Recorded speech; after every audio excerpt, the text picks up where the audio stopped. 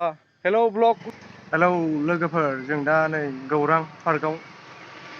बेरायनो नागिरदों एसे गोबाव जाबायमोन बेरायैया ओमफ्राय दिनै एसे बेरायनोसै आरो देखायनो आं एसे जिनिसफोरखौ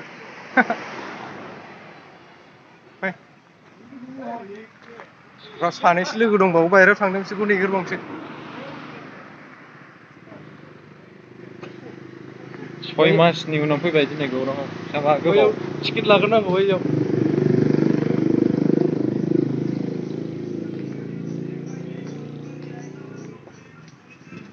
आदा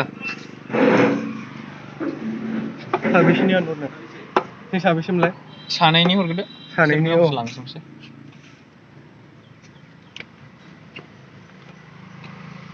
20 थाखा लायो माथो दायो नै आदा न' सिङाव बेसेबां बे हा 20 थाखा जाबाय दाना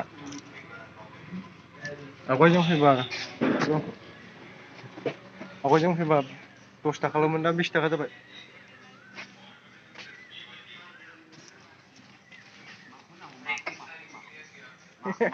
बेलासियाव बेरायनो बरिया मोजां बे जाखायो थांनो ना थांगोरनो बे थांग्रोसै फै गेटजों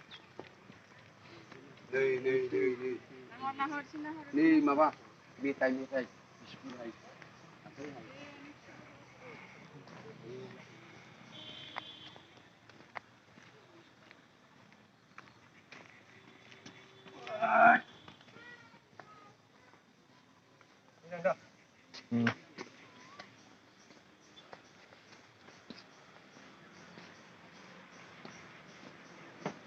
दिनै बारा मानसिफोर गैया बरिया मोजां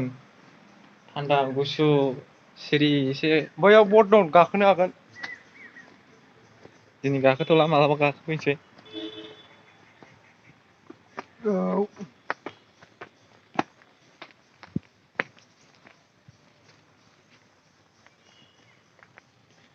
नैबेखौ अपेनिं खालामना खालामाखै बेखौ दाउखि ब्रह्म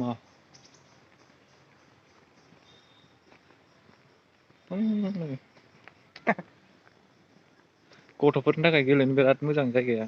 बे खाथियाव रेस्टुरेन्टबो दंखायो आरो गार्डेन बेले बैजोंहाय रेस्टुरेन्टआ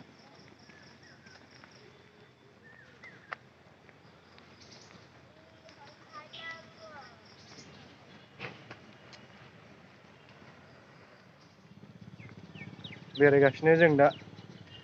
लन्दाफोर बेयाव माथाम दंबावो आरो खोमसि जाबाय आरो जों एसे मोनाबाय मोनायाव फैदों माबायदि जायो मोनायाव होननानैसो नायफैखानाय जोङो नै गौरां दै गौरां दै ओरैजाय खाथियाव बेबायदि मोनसे बिफां थाजोबनांगौ आरो हिट जायो बिदिबा साइस नुयोना बिदि बिफां थायोबा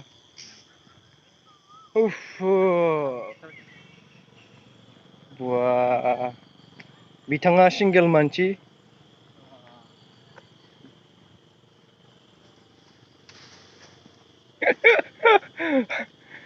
खोमसि जाबाय जों खोमसियाव फैबायना सोरबा अनजालिबो थानाय मोनबा बेसे मोजां जागौमोन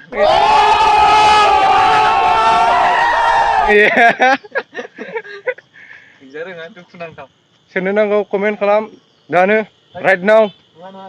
नंगौ नंगौ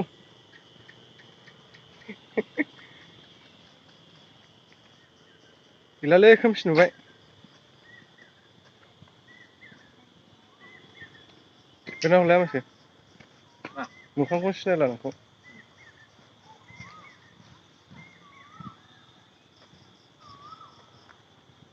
बिफाङा हिटजोबखालै सयथिबो दिनै फैनानै साबसिन नुदों सिगां समाव फैबाथाय बोरैबा हाग्राफोरखौ रानलाबायनाय मोजां नङामोन आरोना दा बैसागु बोथोरखाय गोदान बिलाइ खिलिनायफोरजों दाउ खौवौ गाबनायजों बरिया मोनदों बेरायनो गुसु मोजां बोथोरा थान्दा माबाफोरखौ दुखु दाहाफोरखौ बावजोबलायदों होनदो बावजोबखादो हायोलै नोंबो सायरि होनायाव खबाम गोनां गोदै गोदैल' बुंखायो नोंबो माथो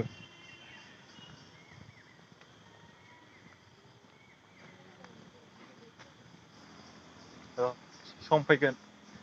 अपना जागोन टाइम आदै आएगा जागोन होनदो अपना टाइम आएगा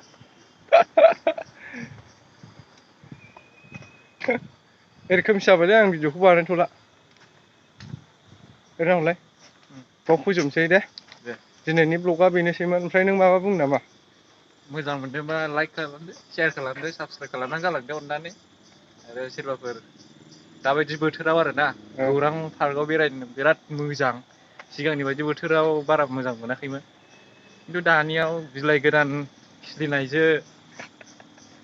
ओमफ्राय बैसाग बोथोरजो ओमफ्राय दाउ खौवौ गोदै गोदै गाबनाय खोनागोन बरिया मोजां आरोना सोरबाफोर कापोल्सफोर दंबा बेरायफैनो हागोन साबसिन जायो कापोल्सनि थाखाय सिंगोलफ्राबो बेरायफैनो हागोन बड़ा हरामी हो बेटा खिन्थु एसे गोसोखौ बोरैबा मोनलांगोन आरो ना हारसिं मानो होनबा फैयोबा ना जरा जराल' लोगो मोनो माथो होनबावनो दे बेनोसैमोन